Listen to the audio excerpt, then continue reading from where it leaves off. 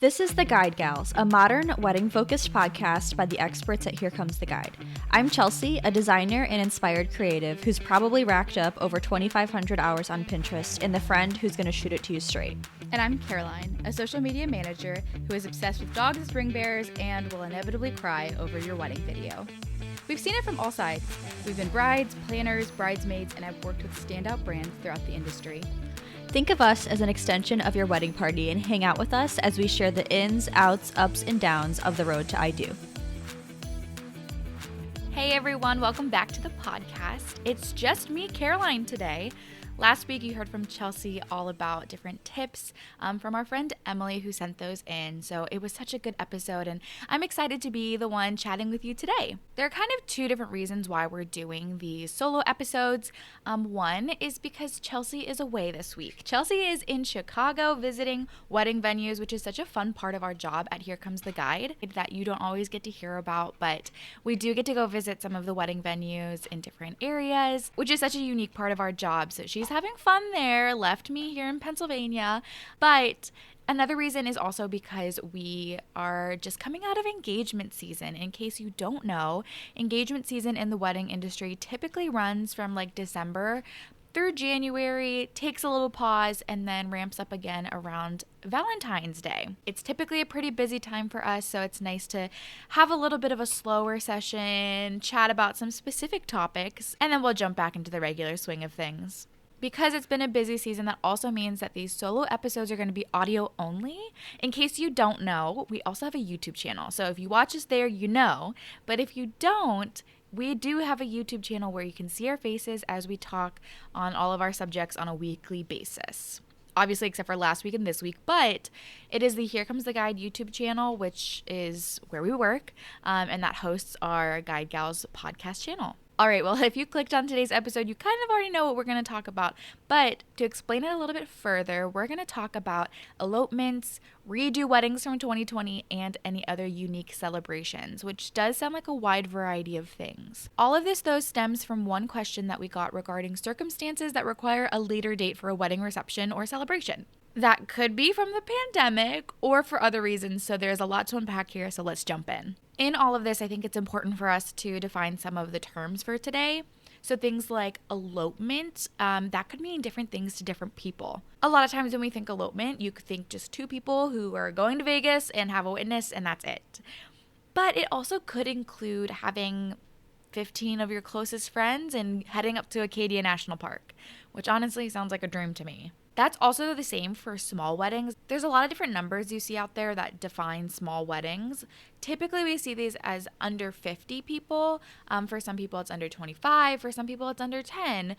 So just know that when I talk about some of these things, there is a little bit of a range that we're looking at here, but all of these are considered small or unique. One thing we'll also definitely be diving into, because it stems from the question that we were asked, are what should we do about those weddings that happened in 2020 that didn't really go the way that we wanted them to. That includes myself, which I've talked about on other episodes, but we're also trying to find the right term for that. So those are just some of the definitions I wanted to walk through when we talk about elopements, when we talk about these later celebrations, things like that. And also we're going to dive into, do we even have them? Should you even do a later celebration? Is it worth it? And so before I even jump into that, I really want to stress right here that no matter how you end up celebrating your wedding, the key thing in all of this is to do what's best for you. Seriously, hear me when I say this. Never make any decisions based off of what other people want from you or what you feel like you should do. And you'll hear me reiterate that later in the episode. But so here's the question that we were sent. I had a super small wedding back in 2019. Very little planning went into it, and honestly, it wasn't very special. We figured we would plan a bigger wedding later, but here we are in 2024 and we haven't done it. We don't have the funds for a larger scale wedding, but I really want wedding pictures. My idea is to buy or rent a dress/tux and exchange vows somewhere pretty and pay for a photographer so that we have wedding photos that are more elopement style. But we did tell our family that we would do a bigger wedding at some point. Would it be super rude to just do our own thing again, or should we try to at least put a reception together? For added context, no one in our family has asked when we are doing our big wedding. I think they assume we have our hands full with our kids. what would you do? So this really touches on a lot of the things that we kind of defined at the beginning of the episode, and it's very similar to the position that I find myself in, and so that's why I was so excited to tackle this. I think at the very least, definitely spending some time, money, energy, figuring out a bridal shoot or some sort of wedding shoot for you and your husband is so, so important. Having those wedding pictures, I think, are a big deal. It's such a physical reminder of your wedding vows, your wedding day, your marriage. It's so special to share with others, and I think that would be something you would really treasure for years to come. So I think that's a no-brainer. I really do think that if you don't have wedding photos, that's a great thing to invest in and spend some time. But then we think about the familial aspect, your family in there as well. While you don't owe them anything, I totally understand the feeling of wanting to include them on a celebration, but that is a lot of time and effort. I feel like there is a good middle ground to have here. And even if you don't do a big reception, I really feel like it could be fun to make a day out of getting ready for your wedding pictures, getting all dressed up, and capturing these moments together, and then maybe having a small sort of reception afterwards, after that big photo shoot. So you can still have that be private to you, but then have some sort of celebration with friends and family later. I don't think this needs to be a big thing where you send out invitations or have to book a bunch of vendors. I really feel like it could be as simple as booking out your favorite restaurant or something along those lines and inviting your special people and just really making the day about you and your marriage. I guess that's what I would do in that context, but I've also thought about other things. So for my situation, similarly to this question, is got married in 2020. We had about 25 people at our wedding, and there were a lot of people there that we were so glad to have there, and there were a lot of people who couldn't be there because of the restrictions. And that has always been something that's been a little bit sad to me, especially like my grandma couldn't be there because she lived in a nursing home and they were not allowed to leave, and no one was really allowed to come just for their own safety, which I think was really smart. I was able to have her there in a virtual aspect, but there's just something so different about it. So I've really wanted to have something like this. And one of the things I've thought about is for our 10-year anniversary or something like that, paying for everybody to go on a vacation, especially like friends and close family if they're able to. And the thing that I feel like I missed out on was that quality time. I'm a quality time person. I love being with people. I'm very extroverted. So that was something that I felt like I missed out on, and I would love to be able to spoil my family and have them come out on a little vacation, which would be time for them, but then also time to celebrate my husband and I and the vows that we made to each other that not everyone was there to see. So that is kind of a pipe dream for me. I don't know if I'll be able to afford that or pull that off, but it's kind of something that I've thought about a little bit. So one other thing that I think will be really special about that is we do plan to have a family. We plan to have kids. And one thing that I think would be really nice is that our kids will get to be there and be part of the celebration. I don't know. I think it would be really special for them to see us celebrating our marriage and for them to be a part of it. And I don't know. I just think it'd be really special. Regardless of what you decide, I really think doing what's best for you, which sounds like taking that time to get those photos taken, spend some quality time, possibly get your family involved. But if you don't, I really think it's okay. I don't think they'll think it's rude.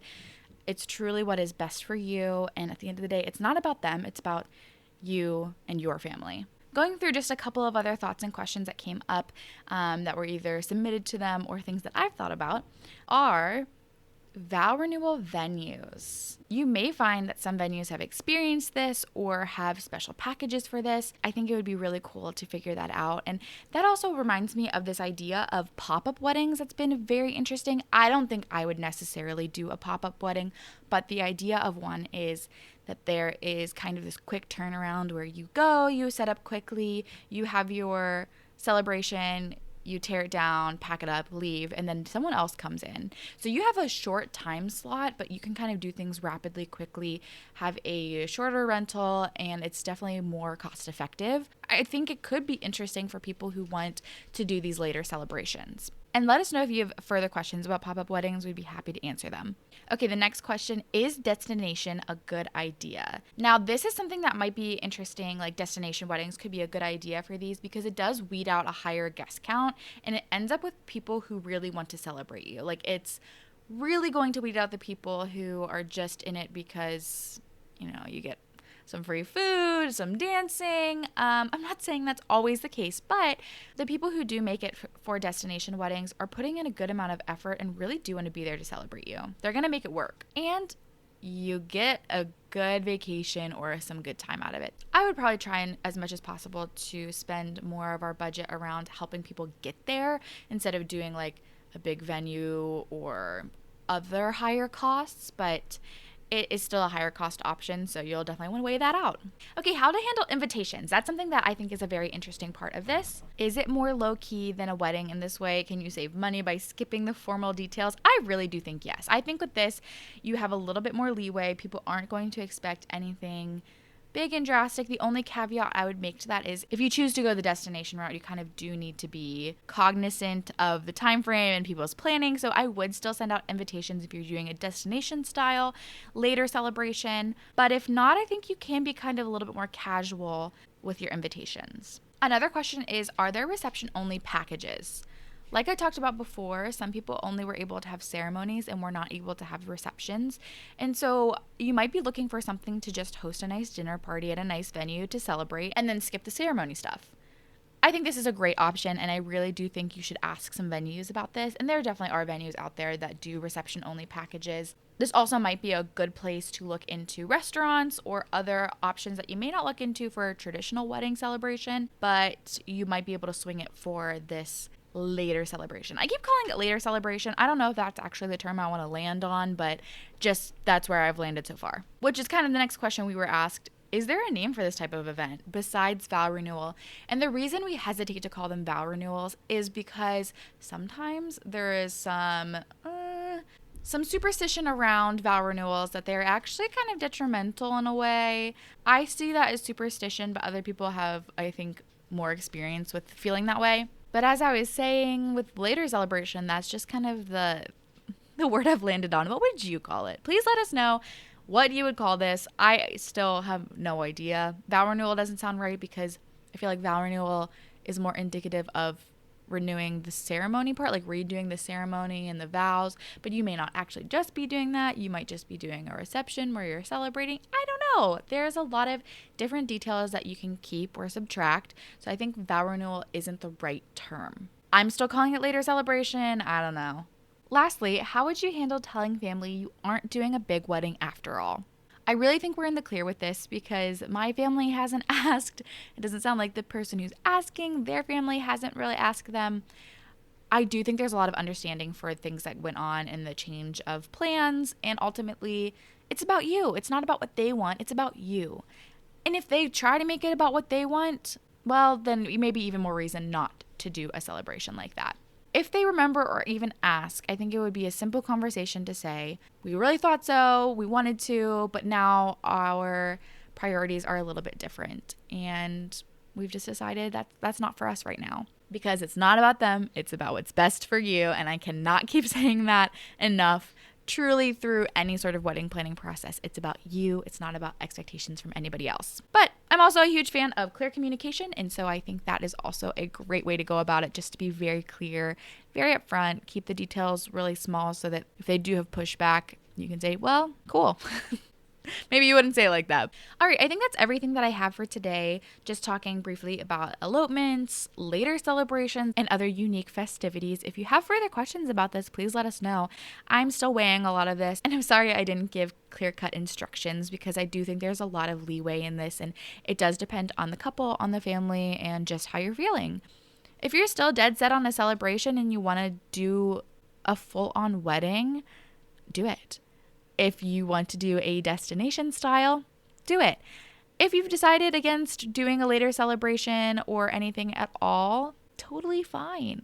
Your day should represent what you and your partner want ultimately, and that should be the priority.